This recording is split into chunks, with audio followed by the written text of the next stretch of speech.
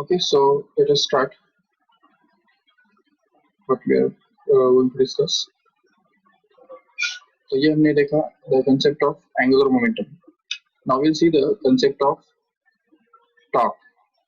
So torque का concept जो है वो हमने already 11th standard में तो देखा ही है, जिसमें हमने ये देखा था कि torque is a ability of the force to produce rotational motion. क्योंकि force के अंदर जो tendency होता है rotational motion produce करने का, उसको ये हम torque बोलते हैं. एंड उसका एग्जांपल्स है, सपोज एक पार्टिकल है या एक बॉडी है,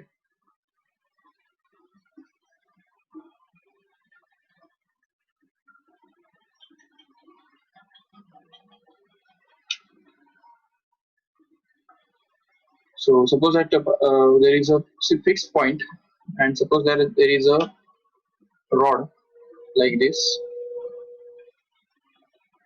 एक रॉड है हमारे पास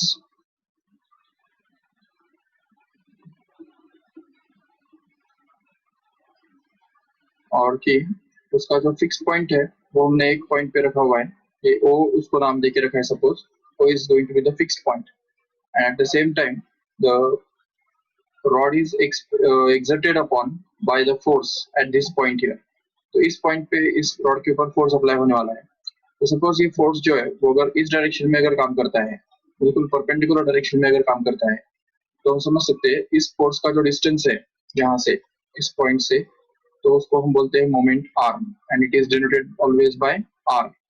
and the product of this r and f actually is denoted by torque.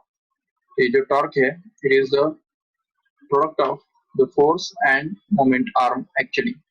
So torque is defined as the force into moment arm. Okay, तो ये हमको basic definition मिलता है torque का. And basically the torque is nothing but the ability of the body to turn any object. तो किसी भी object को turn करने का जो ability होता है उसको हम बोलते हैं torque. जैसे अगर suppose एक rod है, तो इस रॉड को अगर सपोज हम इस पोजीशन से अगर उसको इस तरफ फोर्स अप्लाई करेंगे तो इस फोर्स की वजह से वो ऐसे पोजीशन में टर्न हो जाएगा. तो जो जिस फोर्स ने इसको यहाँ से यहाँ तक टर्न किया, तो ये फोर्स का जो ये एबिलिटी है इस बॉडी को टर्न करने का, इस टर्न करने का एबिलिटी को ही हम क्या बोलते हैं, टॉर्क. याद रखो ठीक से. So the torque is nothing but the ability of the body to produce rotational motion. And this ability depends on two things. One is the force actually, and the second is the distance of that force from the fixed point. तो इन दोनों चीजों के ऊपर depend करता है, force और distance. क्योंकि हम देखते हैं कि डोर को जब ओपन करने या क्लोज करने के लिए हम जाते हैं, तो हमेशा ये सपोज डोर है और समझो कि ये डोर का जो ये हिंजेस है, ये हिंजेस है और ये जो है यहाँ पे हैंडल है सपोज, जैसे हम हैंडल को पकड़ के अगर आगे या पीछे खींचते हैं या पुश करते हैं तो जरूर ये डोर जो है इजीली ओपन या क्लोज हो सकता है। लेकिन अगर हम इसको यहाँ पे अगर फोर्स अप्लाई करते हैं, इस पॉइंट पे अगर फोर्स अप्लाई करते हैं आगे या पीछे खींचने के लिए, तो ये बहुत मुश्किल हो जाता है। It becomes very difficult to turn the door when we apply the force at a very small distance from this, और इवन डिस्टेंस बढ़ने की वजह से फोर्स भी टॉर्क भी बढ़ जाता है, ये हम समझ सकते हैं आराम से। तो ये बात जो है वो इससे पता चलता है कि torque depends on two things, one is the force itself and the second is the distance of that force from the fixed point. And even ये कुछ एग्जांपल्स जो है वो भी हमको टॉर्क के बारे में बता सकते हैं आराम से।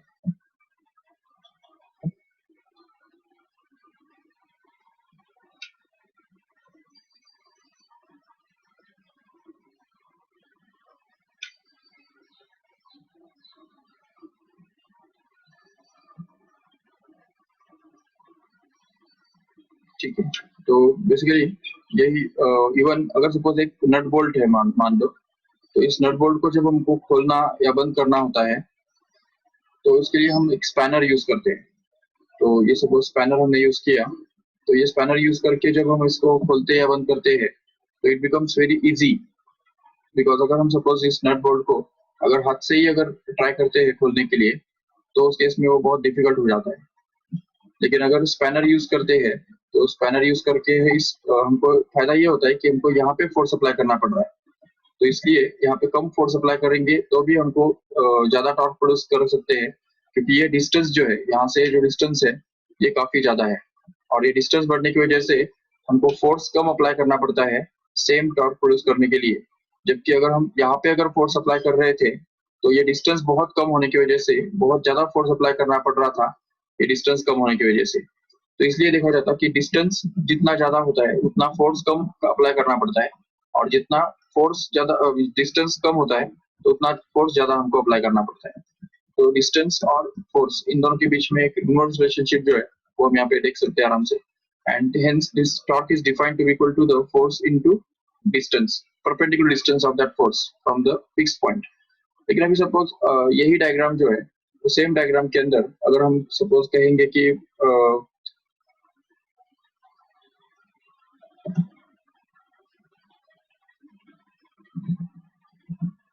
suppose this in the same diagram, and suppose that the force is not acting in this direction here in this case, अभी फोर्स जो है वो इस डायरेक्शन में काम नहीं कर रहा है, परपेंडिकुलर डायरेक्शन में काम नहीं कर रहा है, बल्कि कुछ और डायरेक्शन में सपोज काम कर रहा है। सपोज कुछ एंगल पे इंक्लाइंट अगर काम कर रहा है इस पॉइंट पे, अगर इस डायरेक्शन में अगर फोर्स काम करता है तो क्या करेंगे? This is the force acting on this particle in this direction, which produces the torque. But now in this case, we'll have to convert or resolve this force into two different components, one of which is going to be F sine theta. So this is going to be F sine theta. If we call this as theta, sorry, this will be called as F cos theta because it's an adjacent one. And the second component can be supposed to be the F sine theta here. ये जो दूसरा component बनता है वो F sine theta हम इसको बोल सकते हैं, और उसकी वजह से हम ये देख सकते हैं कि जो कंपोनेंट है, और इसकी वजह से यहाँ पे क्या होता है ना कि F sine theta component is the only component which produces the rotational motion in the body. तो बॉडी को रोटेट करने वाला जो कंपोनेंट है वो एक्चुअली एफ साइन थीटा है, और उसके कारण इसको अगर हम यूज करेंगे यहाँ पे तो हम समझ सकते हैं आराम से कि इसके ऊपर जो टॉर्क काम करेगा वो हम इस तरह से दिखा सकते हैं। टॉर्क इज इक्वल टू यहाँ पे r as it is into f sin theta हमको कंसीडर करना है, तो इस r को हमको मल्टीप्लाई करना होगा f sin थीटा के साथ, तब जाके हमको एक्चुअली टॉर्क मिलेगा। और सेम सिचुएशन के अंदर अगर हम देखते हैं यहाँ पे कि सेम सिचुएशन में अगर हम सेम बॉडी है सपोज और उसके ऊपर जो फोर्स काम कर रहा है वो सपोज सेम डायरेक्शन में नहीं है, परपेंडिकुलर डायरेक्शन में नहीं है, सपोज किसी और डायरेक्शन में है, तो ऐसे केस में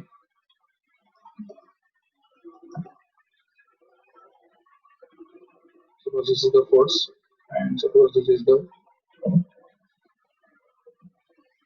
ये फोर्स इस तरफ काम कर रहा है, इस डायरेक्शन में काम कर रहा है, तो उस केस में हम क्या कर सकते हैं देखो से कि फोर्स को रिजॉल्व करने के बजाय अगर हम मोमेंट आर्म को ही अगर रिजॉल्व करेंगे तभी भी चलेगा।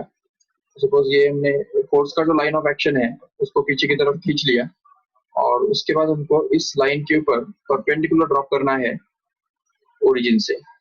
ये जो ओरिजिन यहाँ पे लिख रहा है हमको, इस ओरिजिन से अगर हम एक परपेंडिकुलर ड्रॉप कर देते हैं इस फोर्स लाइन के ऊपर, तो वो जो डिस्टेंस है वो एक्चुअली मोमेंट आर्म कहलाता है।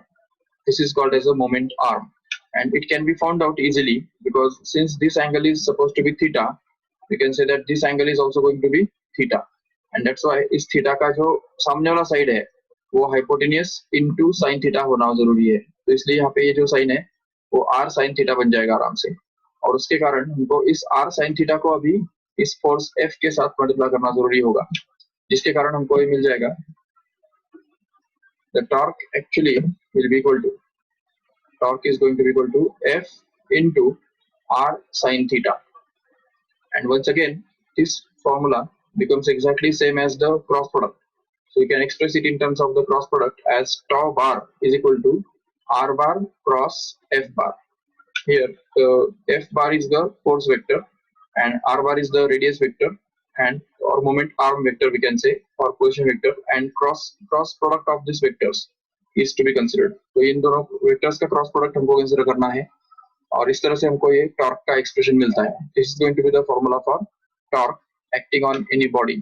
तो किसी भी एक पर्टिकुलर पॉइंट पार्टिकल का जो टॉर्क है वो इस तरह से इस फॉर्मूला से निकाला जा सकता है आराम से। That is going to be torque is equal to r bar cross f bar, and at the same time the torque is also it's a vector quantity. Remember correctly that torque is going to be a vector quantity, and the direction of this vector is going to be again perpendicular to the plane containing r bar as well as f bar. तो r bar और f bar इन दोनों के plane को ही perpendicular हुआ करता है, मतलब it will be either outwards or it will be inwards depending upon whether the particle is revolving in clockwise or anti-clockwise direction.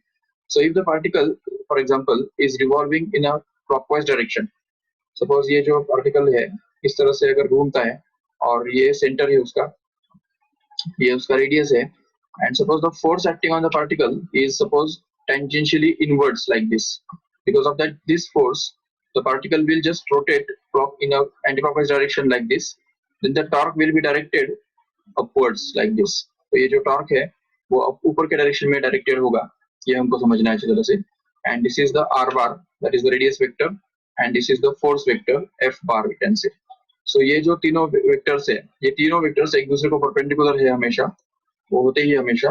Torque vector it's going to be perpendicular to the plane of containing r bar and f bar, and that's why we can say that torque can be obtained when we turn our fingers of right hand from r bar to f bar.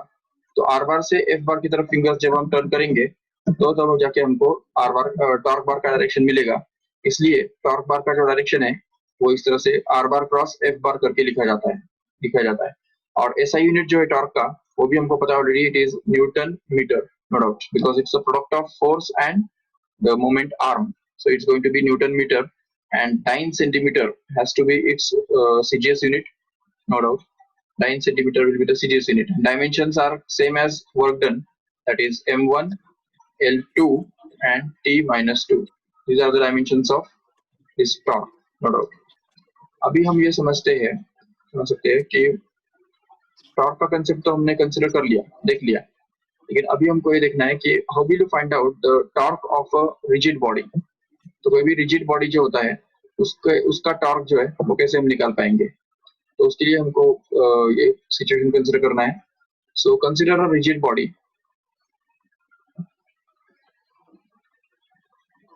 एक rigid body consider करो जो किसी भी shape का हो सकता है, suppose it is of this shape, and suppose it consists of large number of particles which are there. So suppose ये center है, this is axis of rotation, and suppose the body consists of large number of particles of masses m1. Suppose this is the first particle of mass m1 which is at a distance r1. Again the second particle is of mass m2 and at a distance r2, and the third particle is of mass m3 and at a distance r3, and so on like that up to last mn. Now we'll see if we want to find out the torque, then we have to understand first of all that the whole body is undergoing an angular acceleration which is alpha, which is common to all the particles. ये alpha जो angular acceleration जो है वो पूरे system को common है, और इसकी वजह से हम समझ सकते हैं कि अल्फा कॉमन होने की वजह से हर पार्टिकल के ऊपर भी कुछ ना कुछ एंगुलर एक्सेलरेशन, उतना ही एंगुलर एक्सेलरेशन होता होगा, और हर पार्टिकल का जो लीनियर एक्सेलरेशन लिखे है, तो linear acceleration of this first particle we can call it as a1, which is going to be different.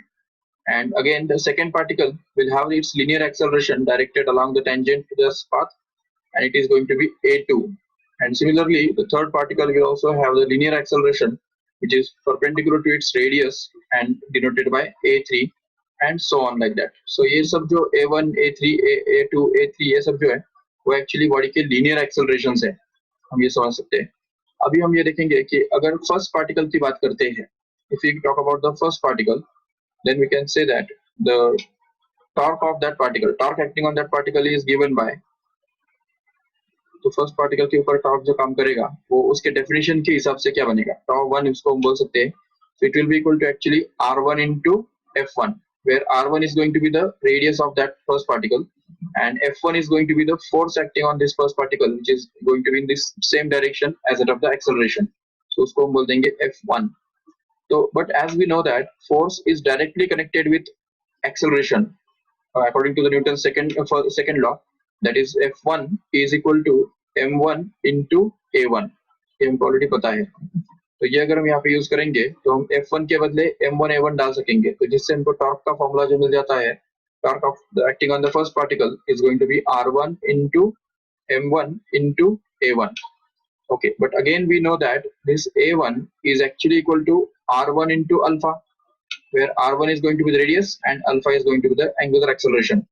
जैसे कि हमको पता है कि linear acceleration is always equal to radius into angular acceleration. तो अगर ये वैल्यू हम यहाँ पे डाल देते हैं तो हमको टॉर्क का फॉर्मूला जो मिल जाएगा, तो torque 1 is equal to r1 into m1 into r1 into alpha, so that you can get this as tau 1 is equal to m1 into r1 square into alpha. So this is going to be the formula for finding the torque acting on the first particle, as you can see. And if we talk about the second particle, so similarly we can talk about the second particle, and the torque acting on that second particle can be supposed to be simply torque 2. So torque acting on second particle, only these things will be replaced. M1 will be replaced by M2, R2 is replaced by R2, R1 is replaced by R2, and alpha is going to be same for all the particles. And in the same way we can continue for the third particle also. तो third particle के ऊपर जो torque काम कर रहा है वो है यहाँ पे M3 R3 square into alpha, and the fourth particle के ऊपर भी हम निकाल सकते हैं, and we can continue just and say that the torque acting on nth particle in general will be equal to mn into rn square into alpha, so that the total torque acting on the whole body can be obtained to be tau, which is equal to the tau 1 plus tau 2 plus tau 3 plus and so on up to tau n. तो last particle तक हम ये add करते जाएंगे तो हमको पूरा body के ऊपर काम करने वाला टॉर्क मिल जाएगा, जो कि यहाँ पे m1 into r1 square into alpha plus second वाले का हम लिख सकते हैं यहाँ पे m2 into r2 square into alpha and so on up to the last, which is going to be mn into rn square into alpha. But if we take alpha common from all these terms here, then we can get torque is equal to m1 r1 square plus m2 r2 square plus dash up to mn rn square into alpha, and hence if we compactly write this as torque is equal to summation of mr square into alpha, and we know that this summation of mr square is nothing but I, that is the moment of inertia. So we can say that this torque is equal to I into alpha. So this is going to be the formula for finding the torque acting on the particle or body. तो किसी भी rigid body के ऊपर जो torque काम करता है वो इस फॉर्मूला से दिया जाता है, ये हमको अच्छी तरह से समझना है. And then we can talk about the law of conservation of angular momentum. So उसको प्रूव करने से पहले हम ये देख लेंगे कि what is the law of conservation of angular momentum actually. तो what is law of conservation of angular momentum tells us is, suppose that torque is zero. अगर टॉर्क जीरो है तो उस केस में d l by d t जो है वो भी जीरो होगा. मतलब ही rate of change of angular momentum is going to be zero, because we know that according to the Newton's second law, that is force is equal to mass into acceleration. इसको ही हम लिखते हैं the force is equal to the rate of change of linear momentum. और इसको ही हम rotational motion के language में translate करके लिख सकते हैं torque is equal to dl by dt, मतलब rate of change of angular momentum. And since torque is going to be zero, so dl by dt must also be zero. And if dl by dt is zero, then we can say that L is going to be constant.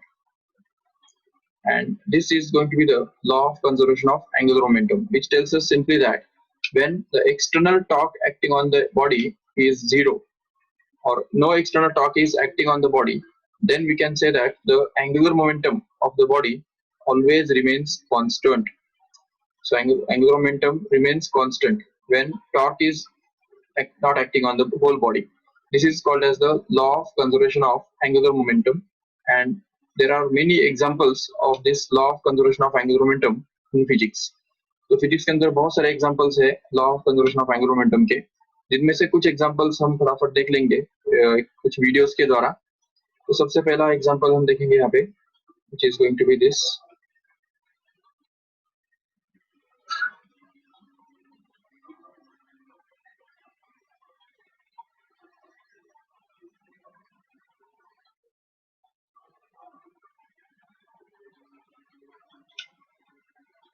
So just observe this video carefully.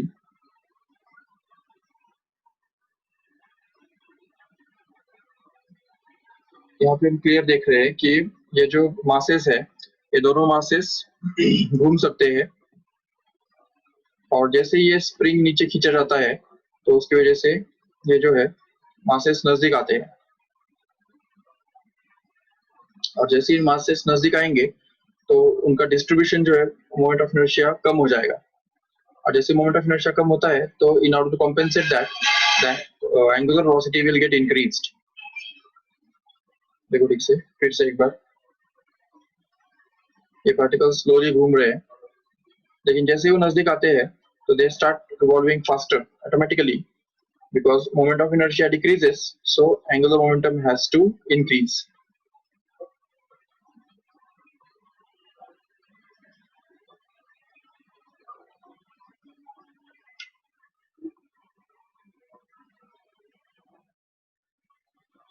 Okay, और एक example हम समझ सकते हैं.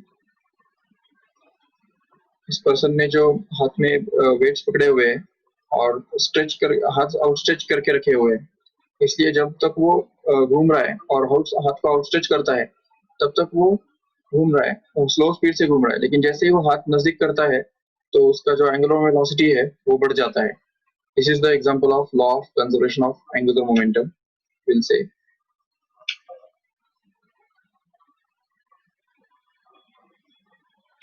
You can see another example here.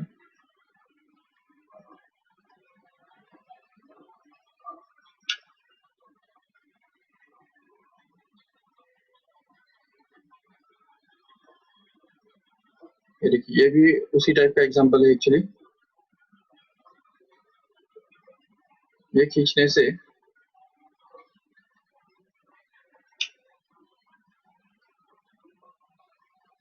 देखिए ये भी दो मासेस जो है वो घूम रहे हैं ऑलरेडी, बट जैसे ही वेट्स खींचे जाते हैं, नजदीक नजदीक लाए जाते हैं, तो उसकी वजह से उनका जो एंगुलर मोमेंटम है वो कंजर्व रखने के लिए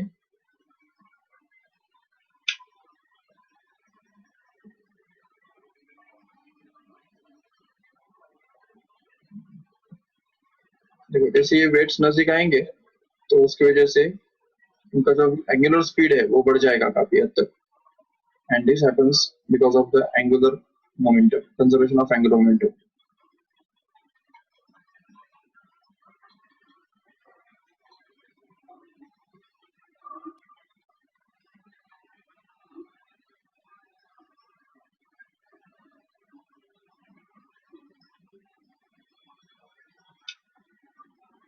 Even this is also an example of angular momentum. Whenever the body is in-stretched, the angular velocity increases. But when the body is just outstretched, the angular velocity decreases. Even planets का भी example बहुत अच्छा है इसको समझने के लिए. जब भी planet नजदीक आता है, तो उसकी वजह से उसका velocity बढ़ जाता है. और जैसे ही वो दूर जाता है, तो उसका velocity कम हो जाता है. उसका reason ये है कि angular momentum has to remain constant. And angular momentum, as we know that, it is actually equal to mvr. जैसा कि हम जानते हैं ऑलरेडी, एंगुलर मोमेंटम का formula L is equal to हमको पता है mvr हुआ करता है. तो यहाँ पे इस पॉइंट पे अगर देखते हैं तो एंगुलर मोमेंटम जो है वो mv1r1 होगा. मास तो चेंज नहीं होने वाला है पार्टिकल का, वो तो कांस्टेंट है, but v1 is the velocity and r1 is the velocity radius at that point. ये जो डिस्टेंस है ये r1 है, और उस समय का जो उसका वेलोसिटी है वो v1 हम बता सकते हैं. लेकिन जब ये पार्टिकल दूर जाता है तो यहाँ पे रेडियस बहुत हद तक बढ़ जाता है. This is going to be the radius actually. So r2 is certainly greater than r1, and that's why velocity has to decrease drastically. And v2, तो यहाँ पे m v2 r2 यहाँ पे angular momentum होगा. So angular momentum at this point will be m v2 into r2. But since r2 is greater than r1, this v2 must be smaller than v1. तो v1 must be greater than v2. तो ये हम समझ सकते हैं आराम से. तो यही इस एनिमेशन के अंदर हमको दिखाई दे रहा है. देखिए ठीक से फिर से एक बार. Whenever the planet comes near the sun, it increases its velocity, but when it goes away from the sun, its velocity decreases. These are the examples of angular momentum again.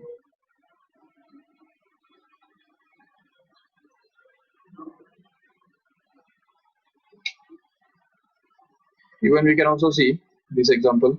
एक टर्न टेबल पे एक lady जो है वो दो weights लेके बैठी है और वो घूम रही है. जैसे ही वो वेट्स नजदीक लाती है तो उसका एंगुलर वेलोसिटी बढ़ जाता है. लेकिन जैसे ही वो वेट्स फिर से दूर लेके जाती है तो एंगुलर वेलोसिटी फिर से कम हो जाता है. So we can see clearly जितने भी बार लीनियर वेट्स नजदीक लाए जाएंगे तो एंगुलर वेलोसिटी उसकी वजह से बढ़ जाएगा, और जितने बार ये एंगुलर वेलोसिटी वेट्स दूर लेके जाएंगे तो एंगुलर वेलोसिटी कम होता जाएगा. So this is another example of angular momentum you can see. When there is another example which is of the same type. अब देखिए इसमें एक बात समझनी जैसे जरूरी है हमको कि फिर से एक बार वही हम देख रहे हैं कि जैसे ही वेट्स दूर जाते हैं तो moment of inertia increases, and that's why the angular momentum, in order to be angular momentum conserved, the angular velocity increases. ये हम समझ सकते हैं. अभी इस एग्जांपल के अंदर हम समझ सकते हैं कि उसके हाथ में एक रोटेटिंग साइकिल है, और जैसे ही वो घूमता है तो उसको भी खुद को घूमना पड़ता है अपोजिट डायरेक्शन में. जैसे ही वो साइकिल को घुमा देती है तो उसकी वजह से उसको खुद को भी अपोजिट डायरेक्शन में घूमना पड़ता है, जिसका रीजन एंगुलर मोमेंटम का कंजर्वेशन ही है. फिर से एक बार हम समझ सकते हैं आराम से, क्योंकि net angular momentum must remain constant. जो पूरा नेट एंगुलर मोमेंटम जो है, देखिए जैसा कि यहाँ पे हम देख पा रहे हैं कि initially the angular momentum was upwards. When it was revolving here the angular momentum was upwards. Net angular momentum यहाँ पे ऊपर के डायरेक्शन में था, ठीक है.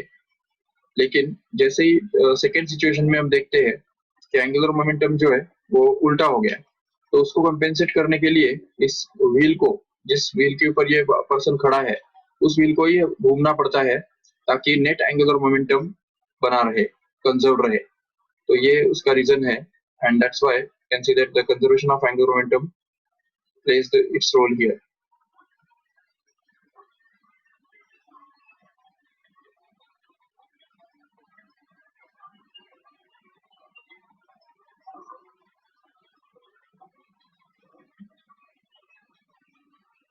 देखिए फिर से एक बार वही हमको दिखाई दे रहा है. जैसे ही उसने टर्न किया उल्टा, तो उसकी वजह से उसका जो व्हील है वो उल्टा घूमना पड़ता है. It's again because of this thing that initially the angular momentum was upwards, and जैसे ही व्हील को घुमा दिया जाता है, उल्टा कर दिया जाता है, तो एंगुलर मोमेंटम का, उसका खुद का एंगुलर मोमेंटम का डायरेक्शन तो चेंज हो जाता है, उल्टा हो जाता है. लेकिन total net angular momentum conserve रखने के लिए इस व्हील जिस चेयर पे वो बैठी है वो चेयर को ही घूमना पड़ता है अपोजिट डायरेक्शन में in order to make the angular momentum constant. तो ये हमको अच्छी तरह समझना है। So all these are the examples of angular momentum. Even we can see another example here. देखिए जैसे एक डिस्क जो है वो ऑलरेडी घूम रहा है, disk is rotating already, and if another disk is kept on that first disk, the angular velocity goes on decreasing immediately.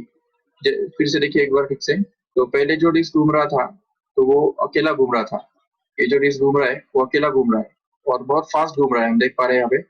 लेकिन जैसे ही दूसरा डिस्क उसके ऊपर रखा जाता है तो कंबाइंड एंगुलर वेलोसिटी जो है वो बहुत कम हो जाता है, and that is because of the conservation of angular momentum, you can say.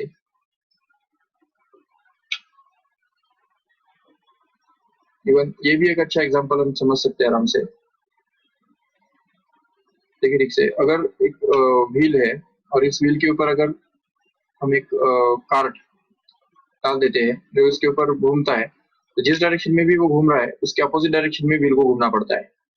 That is because of the conservation of angular momentum again. Slightly हम देख सकते हैं ठीक से, जैसे ही व्हील आगे बढ़ता है, मतलब ये कार्ट आगे बढ़ता है तो उसको वो व्हील को पीछे ढकेल देता है, and that is because of the law of conservation of angular momentum.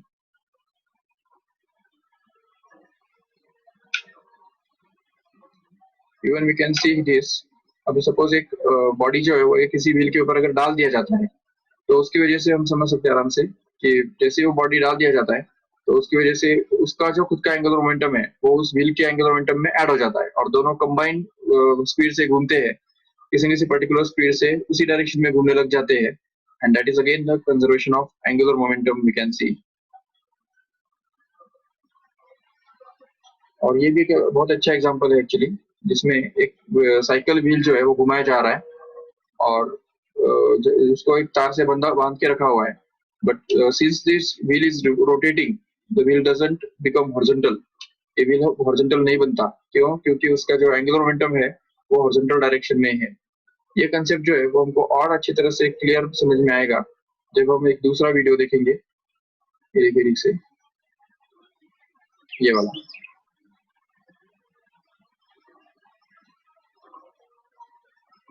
देखिए रिक्शा, अभी ये जो सबसे स्टार्टिंग से देखिए रिक्शा कि ये जो उसने व्हील तैयार किया है वो बहुत हेवी है, और ये हेवी व्हील इतना हेवी है कि जो वो हाथ से उठाया नहीं जा सकता। मतलब एक हाथ से अगर उसको उठाने के लिए चाहो तो पॉसिबल नहीं है, बिल्कुल पॉसिबल नहीं है, उसका वेट बहुत ज्यादा है। लेकिन अभी जब वो उसको घुमाएगा, देखिए यहाँ पे जैसे ही उसको घुमाया जाता है ड्रिल मशीन यूज करके, उसको बहुत हाई आरपीएम से घुमाया जा रहा है, और उसके बाद देखिए ठीक से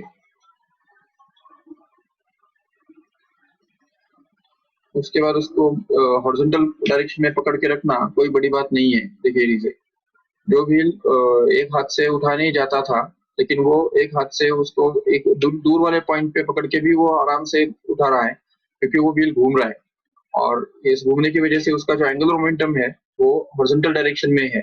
it always angular momentum always try to remain constant, तो कंजर्व रहने की वो ट्राई करता है, और उसकी वजह से वो हॉरिजॉन्टल डायरेक्शन में ही रुकता है। ये हम समझ सकते हैं आराम से। इवन इस व्हील को हम ऊपर ऊपर उठाना भी पॉसिबल नहीं है। देखिए ठीक से ऊपर बहुत मुश्किल से ऊपर उठ सकता है, और वर्टिकली ऊपर वर्टिकली अपवर्ड देखना या उठाना वो तो पॉसिबल ही नहीं है। लेकिन वो पॉसिबल हो जाता है जब हम उसको ड्रिल मशीन से उसको जब घुमाए जाते हैं, फिर जब वो घूमता है और उसके बाद फिर उसको जब उठाया जाता है तो आराम से उठ जाता है, क्योंकि उसका एंगुलर मोमेंटम जो है वो हमको हेल्प करता है।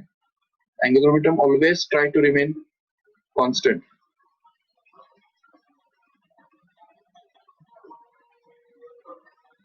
देखिए केयरफुली,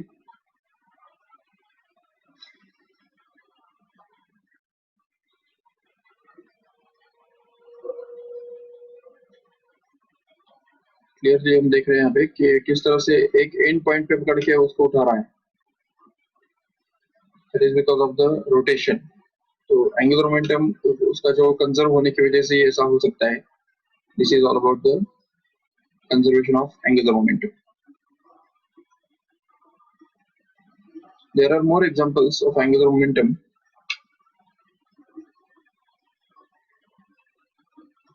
देखिए ठीक से,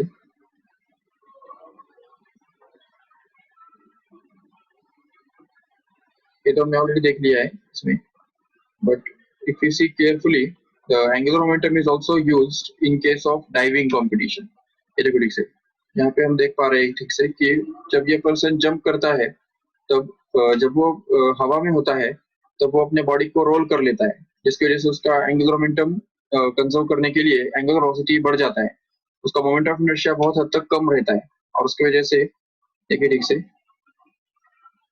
अब यहाँ पे जो है उसका एंगुलर उसका मोमेंट ऑफ इनर्शिया बहुत कम है और इसलिए उसका एंगुलर वेलोसिटी बहुत ज्यादा है, लेकिन जैसे ही वो पानी को टच करने को होता है तो वो स्ट्रेट कर लेता है बॉडी को, और जिसकी वजह से वो उसका घूमना बंद हो जाता है, और घूमना बंद होने की वजह से वो स्ट्रेट डायरेक्शन में पानी के अंदर इंटर कर सकता है, नहीं तो पहले वो बहुत हाई स्पीड में घूम रहा होता है, but as soon as it touches the water it stretches the body so that its angular velocity goes on decreases a lot, and because of that it stops rotating immediately.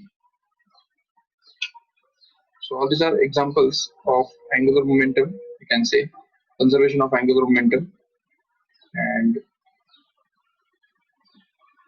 ये सभी example से हमको ये पता चलता है कि किस तरह से एंगुलर मोमेंटम हेल्प करता है हमको, और what is the law of conservation of angular momentum basically, so you have to understand it here. Now we'll see the expression for conservation of angular momentum, and basically the theoretical proof of law of conservation of angular momentum. तो ये जो हमने अभी देखा तो वो हमको अभी प्रूव करना है, तो उसके लिए हमको सबसे पहले जो है ये इक्वेशन प्रूव करना पड़ेगा कि torque bar is going to be equal to d l bar by d t, ये हमको प्रूव करना पड़ेगा पहले. उसके लिए हमको ऑलरेडी पता है कि l bar is given by r bar cross p bar, no doubt, तो ये हमको ऑलरेडी पता है. इसको अगर हम डिफरेंशिएट करेंगे रिस्पेक्ट टू टाइम तो हमको ये मिलेगा d l bar by d t, which is going to be equal to d by d t of, मतलब derivative of this r bar cross p bar as it is. तो अभी इसको हम अगर सपोज डिफरेंशिएट करते हैं तो differentiation में हमको पता है ऑलरेडी कि अगर दोनों चीजें अगर वेरिएबल्स है तो उस केस में हमको इनको प्रोडक्ट रूल लगाना पड़ता है, और प्रोडक्ट रूल के बारे में हम जानते हैं डेरिवेटिव के अंदर प्रोडक्ट रूल इस तरह से होता है, u इंटू वी जो है derivative of u into v will be equal to actually u into derivative of v plus v into derivative of u. This is called as the product rule in derivative. But यहाँ पे हमको order उल्टा नहीं होने देना है, तो उसके लिए यहाँ पे आ जाएगा आर बार क्रॉस प्रोडक्ट हमको रखना ही है एज इट इज, तो d p bar by d t ये बन गया फर्स्ट टर्म डेरिवेटिव के अंदर का, और प्लस सेकेंड टर्म हमको मिल जाएगा d r bar by d t cross p bar, ये हमको सेकेंड टर्म मिल गया. लेकिन जैसा कि हम जानते हैं dp by dt, dp bar by dt मतलब ही rate of change of linear momentum, which is nothing but the force, we know it better, so this is going to be the force vector, plus ये जो dr bar by dt जो है it is called as the velocity vector, and hence we can call it as p bar, and v bar cross p bar, ये हमको मिल गया as a next step. अभी हम समझ सकते हैं आराम से कि r bar cross f bar वो तो हमको ऑलरेडी पता है, it becomes torque bar, that is the angular torque moment of force, but with this v bar cross p bar becomes null vector just because v bar is parallel to p bar, and we know that whenever the two vectors are parallel the cross product is always zero, and that's why we can say this will be equal to torque bar. तो ये जो है dl bar by dt is equal to torque bar, ये हमने prove कर दिया.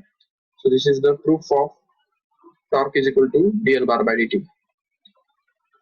Okay, so here we have seen the example of torque, and here we'll finish this lecture and we'll continue the next lecture tomorrow. तो बाकी सब जो है वो कल के लेक्चर में हम कंटिन्यू करेंगे. Okay, so I will end this lecture here. Thank you all of you.